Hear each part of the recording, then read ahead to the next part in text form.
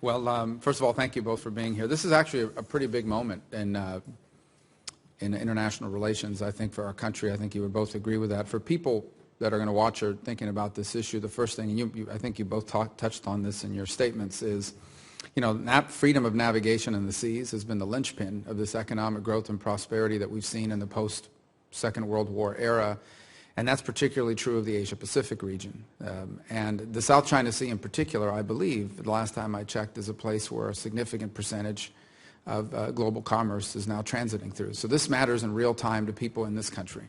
In essence, I guarantee you there are things in this room right now that came to this country as it transited through the South China Sea and vice versa for our exports. So this is incredibly important. And what China's basically challenging is that world order. What China's basically doing here is they are challenging the idea that there is such a thing as freedom of navigation. They've challenged this particular sea for a long time. If you look at their passports, for a long, long time, that 9-dash line was on there. They have claimed that they own this, among other places, for a very long time. Now they're beginning to act on it. And so that's the first part. Now let me preface this by saying I have no quarrel with the Chinese people, who I believe are great people, who by and large have the desire to move forward with prosperity and with their lives, and we engage with them constantly. I have no quarrel with China. I have a big quarrel with the Chinese Communist Party, which I believe is more interested in the future security of the Chinese Communist Party than they are of the nation itself. This is a country who views all their neighbors as tributary states that need to be subservient to China. This is a country that views the United States as a declining power. They make the argument to the countries in the region that America cannot be counted on to live up to its security assurances. And that's why this is such a critical moment. And by the way, this is also illustrative of another point, and that is all these international things that China signs on to, they're signatories to the Law of the Sea Treaty. They agreed to this process by which they lost under, and now they view as illegitimate. So how can we trust them on anything they sign when they're willing to ignore it? This is a big, big problem.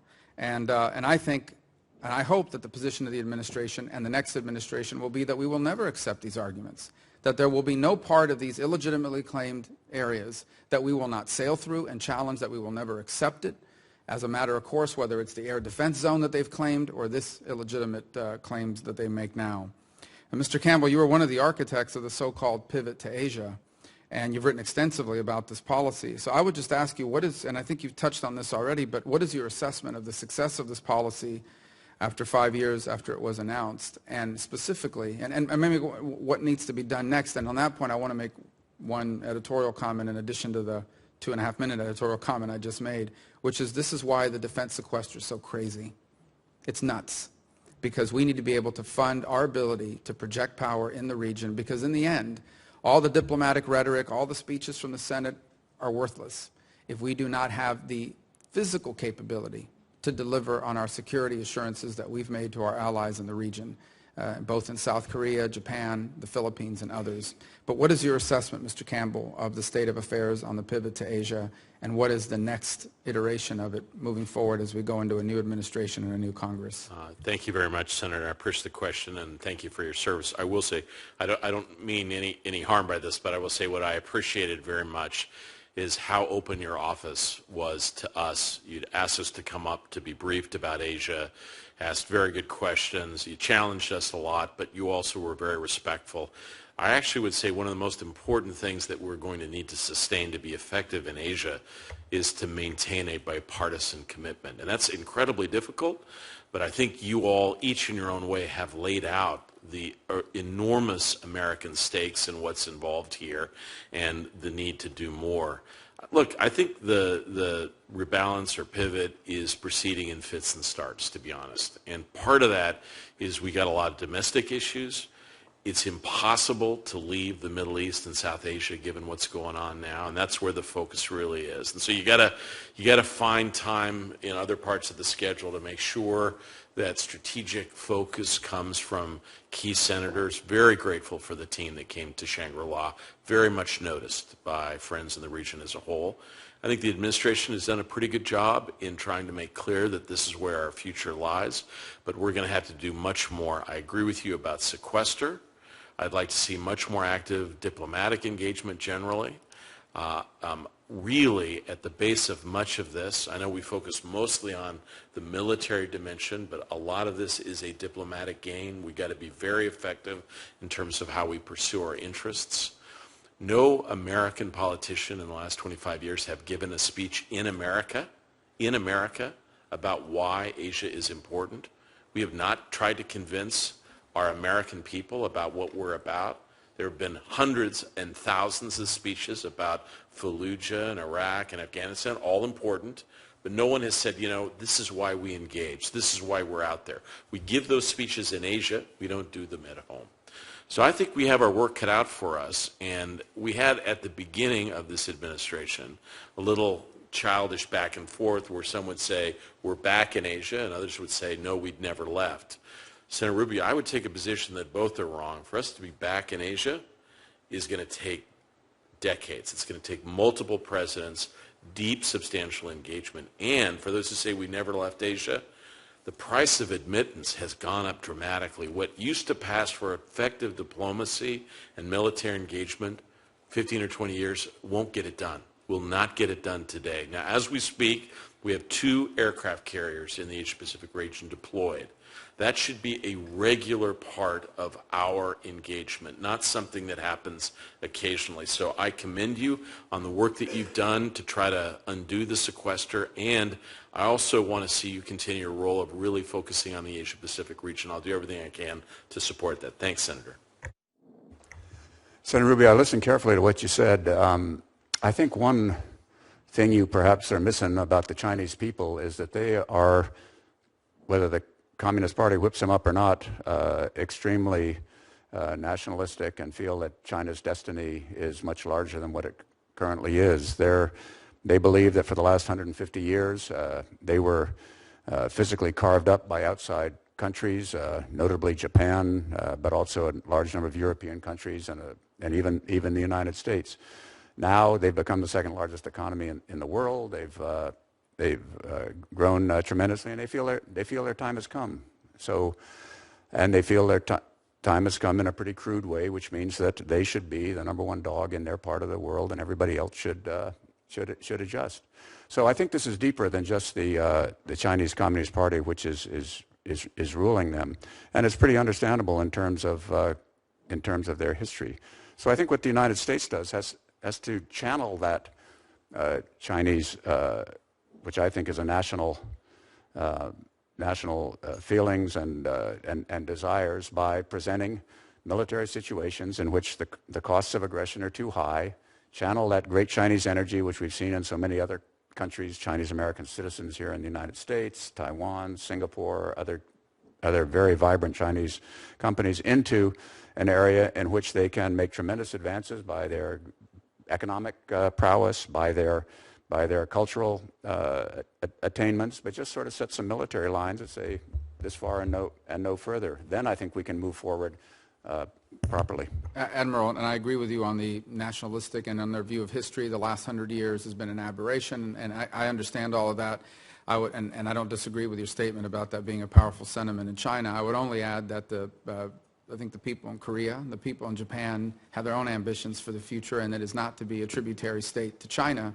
And I would also add that I want China to be prosperous. I would love to have them as a partner on all these major issues we confront around the world. Imagine what a responsible Chinese government in the U.S. could do on issues of global jihadism and so forth.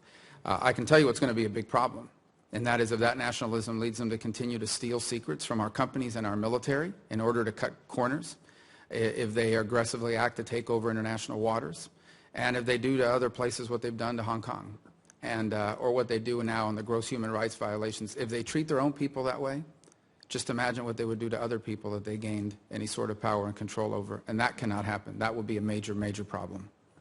I think we're in violent agreement there, Senator. Right. Thank you, Senator Rubio. The most potent and dangerous near-peer adversary this nation has ever confronted. They have elements that the Soviet Union never possessed. When they write the book about the 21st century, there's going to be some chapters in there about Putin, there's going to be some chapters in there about some of these other places, but the bulk of that book about the 21st century will be not just about China, but about the relationship between China and the United States. The Chinese believe that the United States are a great power in inevitable decline, and that they are an inevitable rise. The danger is that because of our own actions, we've allowed them to get away with things, and frankly, the Chinese did what any country in the world would do given these opportunities. They took advantage of it. First of all, do you agree that the PRC is the biggest threat that we face as the United States? The Communist Party of China that leads the PRC, is the most potent and dangerous near-peer adversary this nation has ever confronted. They have elements that the Soviet Union never possessed. They are a technological adversary and competitor, an industrial competitor, an economic competitor, a geopolitical competitor, a scientific competitor now, in every realm. It's an extraordinary challenge. It's one that I believe will define the 21st century. When they write the book about the 21st century, there's going to be some chapters in there about Putin, there's going to be some chapters in there about some of these other places, but the bulk of that book about the 21st century will be not just about China, but about the relationship between China and the United States and what direction it went. And I think you're alluding to it in your statement. I know you may have another question. I don't want to eat up all your time, but I do want to say this.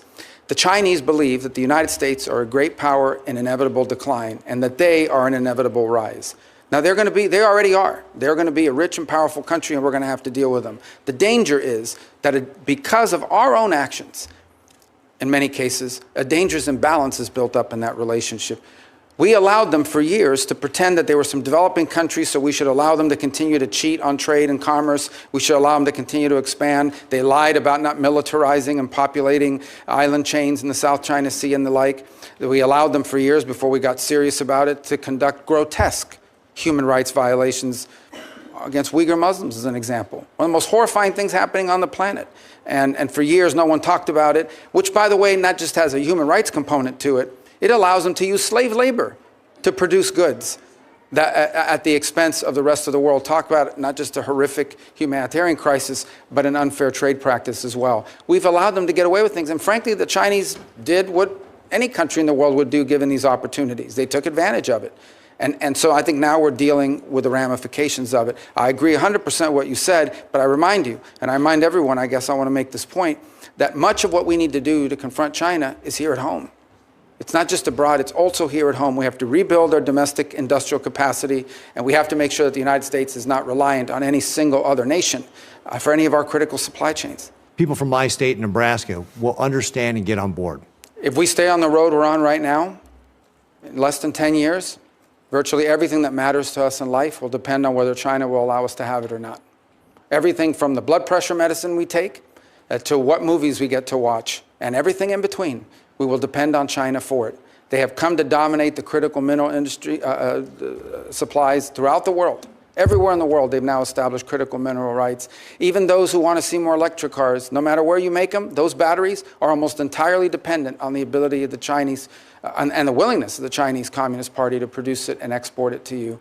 So if we don't change course, we are going to live in a world where much of what matters to us on a daily basis, from our security to our health, will be dependent on whether the Chinese allow us to have it or not. That's an unacceptable outcome. One of the things China is doing is deeply engaged in transnational repression, which means threatening people here in the United States that they will disappear or kill or harm their family members back in China if they exercise their free rights here in our country. And also they're seeking to repatriate Uyghurs who have escaped China. And right now there are 48 Uyghurs that are in Thailand, and Thailand is on the verge of repatriating them back to China. Will you lobby for Thailand to not send these Uyghurs back to the horror they will face if they're returned? Yes, and the good news is that Thailand is actually a very strong U.S. partner, strong historical ally as well. And so that is an area where I think diplomacy could really achieve results because of how important that relationship and how close it is. I think it's also one more opportunity for us to remind the world of what exactly we're talking about here. This is not some obscure issue. These are people who are basically being rounded up because of their ethnicity and religion, and they are being put into camps. They're being put into what they call re-education centers. They're being stripped of their identity. Their children's names are being changed. It's one of the most horrifying things that's ever happened, and they're being put into forced labor, literally slave labor. And I will say our work together on the Forced Labor Prevention Act, Uyghur Forced Labor, was tremendous. Thank you for championing that. I'm encouraging other nations, including Canada, Mexico, and Europe, to follow the rebuttable presumption strategy we put into that bill, because right now, if our slave labor products or China's slave labor products are rejected here, they're shipped to Canada, and we need to expand on that. I want to turn to another point. Our companies face in China often the requirement for partnerships or location or what products they can produce or the theft of their intellectual property. Meanwhile, we're helping their economy by being a major supplier of fossil gas, LNG, to China. Should we be strengthening the Chinese economy by sending them LNG? Well, I think that is a good point to raise in that regard, because I will tell you that is one of the things that's going to have to be discussed in the broader relationship with China. And that is, it is one of the things we actually export to China. They import a lot this way. One of the few things that we export is, in great capacity, is these long-term contracts that are tied up either directly to China or through third countries. Because some of this obviously is exported to a third country who in turn sends it to China either as a direct sale or as a byproduct.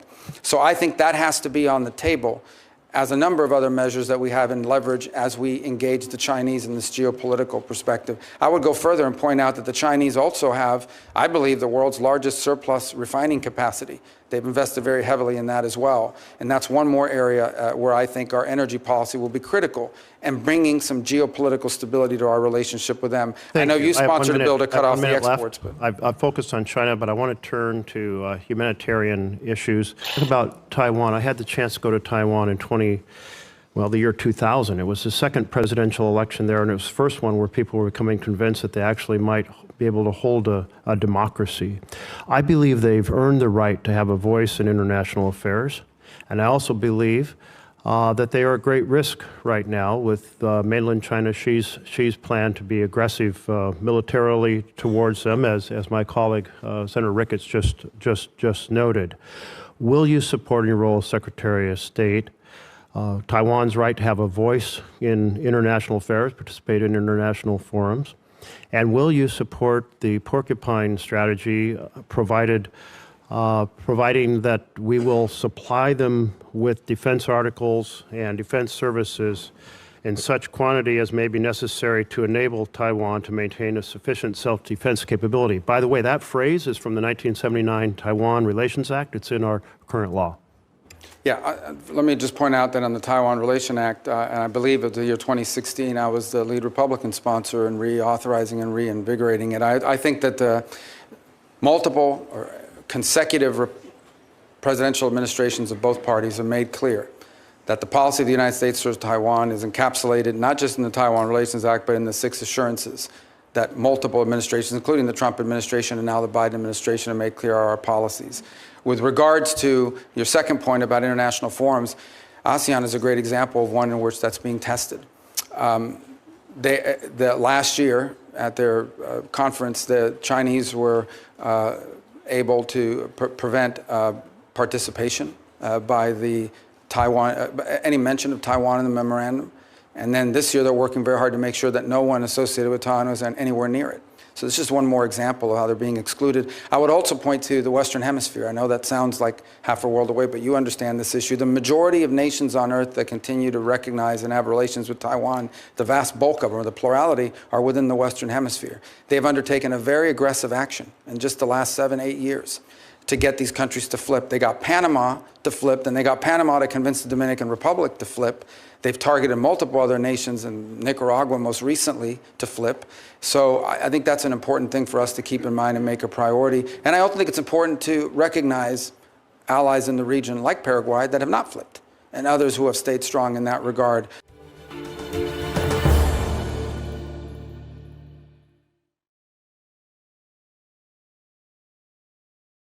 Here's the one thing I would point to here with regards to stability. If the Chinese are in fact serious about stabilizing U.S.-China relations and finding avenues of which we can be cooperating and avoid conflict, then they will not do anything rash or irrational when it comes to Taiwan or the Philippines for that matter. The actions they are taking now are deeply destabilizing. They are forcing us to take counteractions because we have commitments to the Philippines and we have commitments to Taiwan that we intend to keep. And so if they want to destabilize the relationship, or they want to help at least create some pathway for stabilization of our relationship with them, even as we remain engaged in global competition, and in some cases more adversarial than others, they really need to stop messing around with Taiwan and with the Philippines, because it's forcing us to focus our attention in ways we prefer not to have to. As a matter of interest. Say it's the Philippines. Okay, in the last 48 hours, there's this massive, I don't even know how to describe it, but this massive ship that the Chinese have built that's like headed towards the Philippines, and the Philippines feels threatened by it, rightfully so. We've seen this on a daily basis with the harassment and so forth, but on a daily basis. If, God forbid, there is some miscommunication or some inadvertent conflict emerges there, and we have obligations to them, the impact that will have on the entire globe, the impact that it will have on the entire globe is enormous, and that includes Europe. So they have a selfish vested interest in seeking for the Chinese to curb their behaviors. I would also point to the Europeans that what the Russians have done with Ukraine would not have been possible without the assistance of China, whether it's the sharing of technology or aid in evading sanctions or selling their oil in secondary markets. The Chinese have been hidden, but clear to everyone watching, partners in the Russian endeavor. Yeah. And the Europeans know this, and they need to be continually reminded of it, because it reveals the nature of who we're dealing with. Even though the Philippine Coast Guard, or PCG, is now faced with a tension-filled situation of preventing China's so-called monster ship from getting closer to the country's territory, the rotation and resupply, or RORE, missions in the Ayungin Shoal, conversely, have all been successful and have not been harassed by Chinese vessels of late. Patrick De Jesus has the details.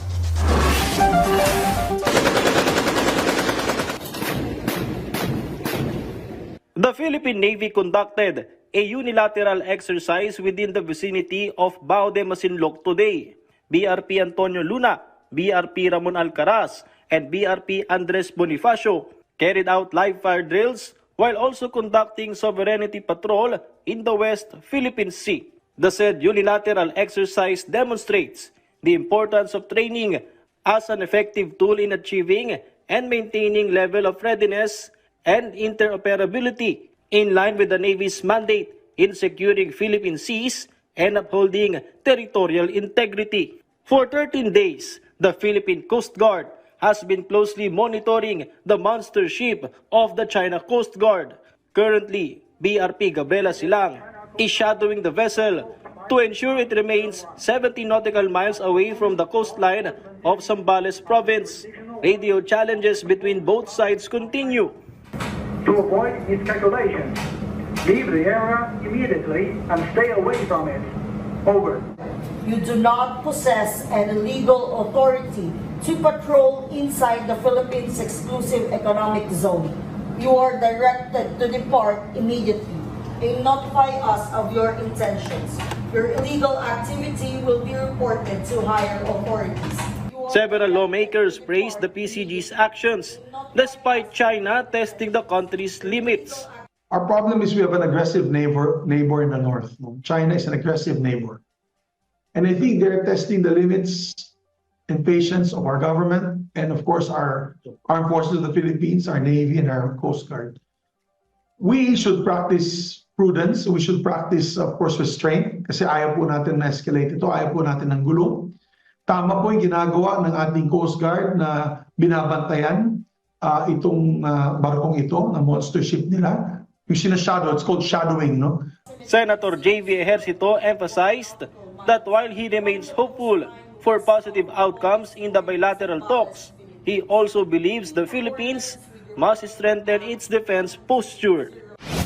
Since July last year, 4 consecutive rotation and resupply Aurora missions to BRP Sierra Madre in Ayungin Shoal have been successfully carried out without any reported harassment or untoward incidents. The most recent mission was in December, when Christmas packages were delivered to the troops stationed there, as well as to personnel in 8 other Philippine-occupied features in the West Philippine Sea. During these times, a provisional agreement between the Philippines and China was in place regarding raw emissions to Ayungin. Philippine Foreign Affairs Undersecretary Maria Teresa Lazaro and Chinese Vice Foreign Minister Chen Xiaodong led the 10th bilateral consultation mechanism held in Xiamen, Fujian, China last Thursday. Both parties recognized the positive outcomes of the provisional agreement on raw emissions to BRP Sierra Madre, agreeing to continue its implementation for de-escalation while maintaining their respective national positions. The Philippine government also expressed concern over the continued presence of China's so-called monster ship and other Chinese vessels, which violate the UNCLOS and the Philippine Maritime Zones Act.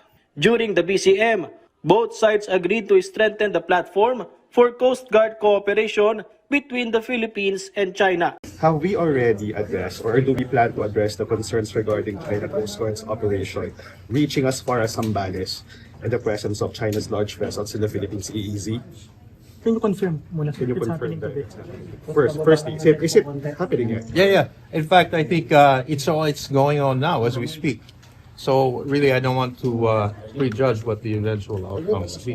But what I can say is that we will, of course, be discussing the situation in the region, the South China Sea, in the West Philippine Sea, including the recent developments.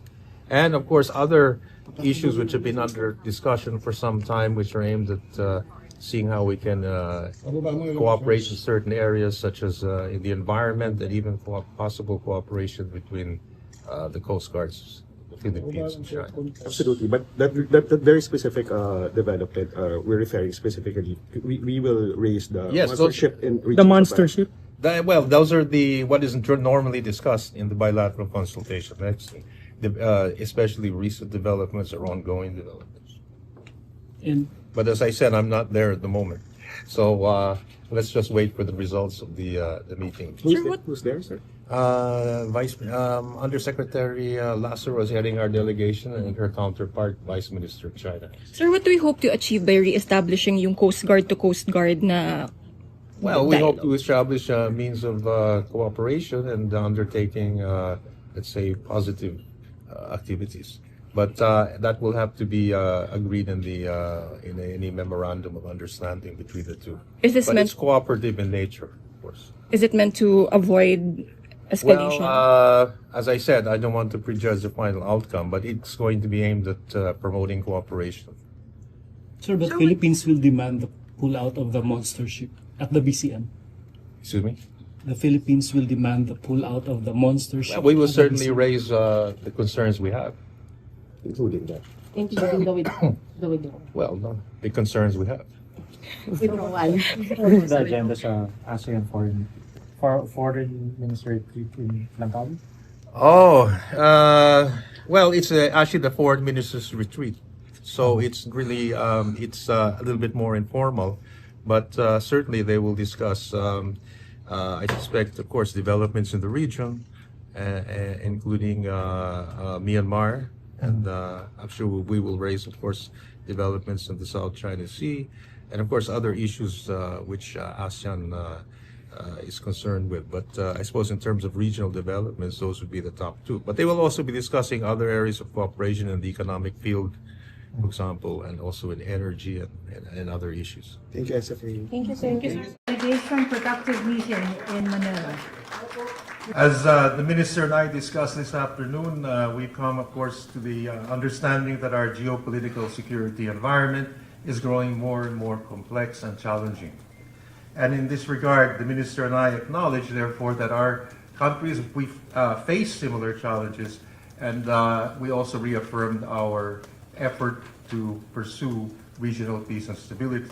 So therefore, we reaffirmed our country's commitment to international law and the rule of law, a rules-based order, especially in the South China Sea and East China Sea. And we expressed also concern over unilateral actions that aim to undermine the rule of law in the East and South China Sea.